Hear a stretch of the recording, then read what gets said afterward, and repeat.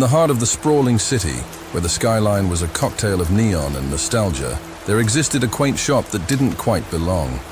Its sign, aged and crooked, read Chronicle Confections, and its reputation was as mysterious as its confectioner, a man known only as Mr. Darrow.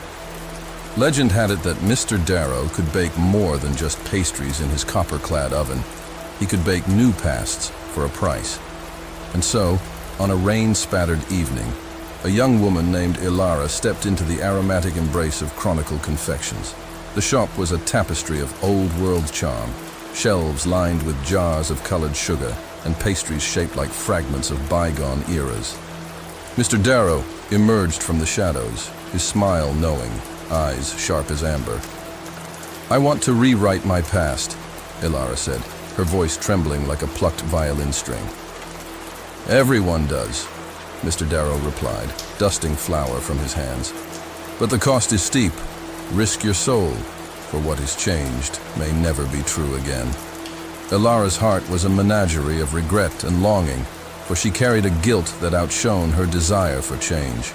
She had been the reason her brother, Milo, had taken that fateful turn down the alley where life bled out and left him in a shadow from which he never emerged. Mr. Darrow led her to the back of the shop, where an ancient oven radiated a golden glow.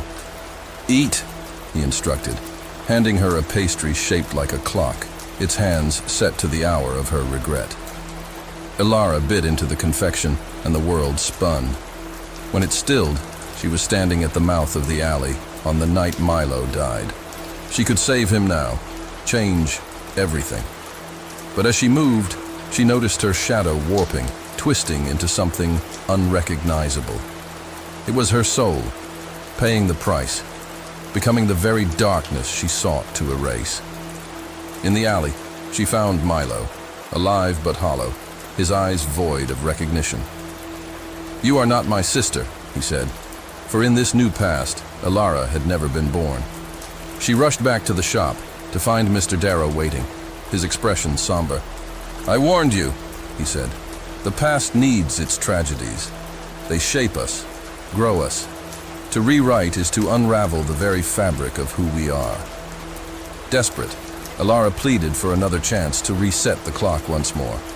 Mr. Darrow sighed, offering her a second pastry. "This one is on the house," he said, a twinge of sorrow in his eyes. "But remember, some shadows are meant to be cast." Ilara awoke in her bed, the taste of sugar still on her lips. The world was as it had been, her brother gone, but her soul intact. She understood now the dangerous allure of changing the past. Our shadows, our souls, are the price of our experiences, the cost of our memories and lessons learned. From then on, Ilara lived with her guilt, but also with the warmth of the sun, knowing that the light was worth the darkness it cast. And somewhere, the bell above the door of Chronicle Confections jingled, as another soul stepped in to barter with time. Larkspur, a town under the shadow of foreboding mountains and surrounded by a dense, ever-misty forest, stood the ancient Levinson Library. Its Gothic arches and tall spires made it look more like a cathedral. Within its walls was Miss Rebecca Kempton, a librarian whose family had managed the library for generations. One fateful evening, amidst the soft glow of lamplight, Rebecca, with her spectacles perched on her nose, found a peculiar, leather-bound book buried beneath a pile of old manuscripts. It had no title on its cover, but when she opened it, gold-embossed letters announced it as Parallel Pages. The first entry was creepily familiar.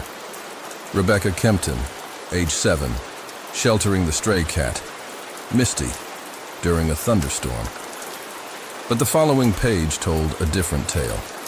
Rebecca Kempton, age 7, shooing the stray away, leading to its tragic demise. Page after page, the book seemed to reveal alternate outcomes of her life choices. Intrigued, Rebecca recalled turning down a scholarship to care for her ill mother. Flipping to that page, she hesitated, then changed her decision. A rush of cold air filled the room, papers fluttered, and a deep hum vibrated in her ears. The library morphed around her. Where her old wooden desk stood, There was now a sleek, modern office. Plaques and awards adorned the walls, including one that read, Director of Levinson International Library Chain, Dr. Rebecca Kempton. But while this life was filled with accolades, Rebecca felt an emptiness.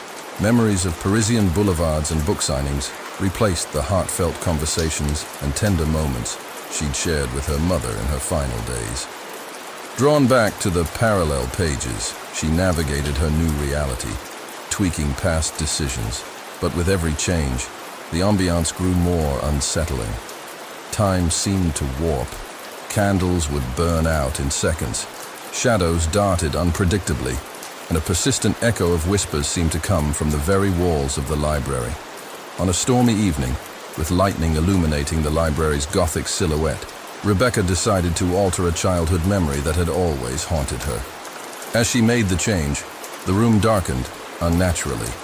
When she looked up, she was no longer in the library, but standing at the edge of a vast, infinite chasm. The parallel pages lay open beside her, but the pages were mysteriously blank. From the depths of the abyss, a voice, reminiscent of the whispers from the library, intoned, "Too many paths chosen, none fully walked. You are now lost between realities." Frantic, Rebecca tried writing her original life into the book, but her words faded as soon as they appeared. The darkness began to pull her in. The following morning, the sun rose on a peaceful larkspur. Mr. Hayes, the junior librarian, entered the Levinson Library. On Rebecca's desk, he found the open parallel pages. The last entry read, Rebecca Kempton, age 34, finding a mysterious book, yet choosing to let life unfold as destined. Puzzled, he returned the book to a high shelf, hidden from curious eyes. But every so often, late in the evening, when the library was silent, he'd hear a faint murmur, a soft plea, a voice eerily similar to Rebecca's, trapped somewhere in the twilight zone of choices and consequences.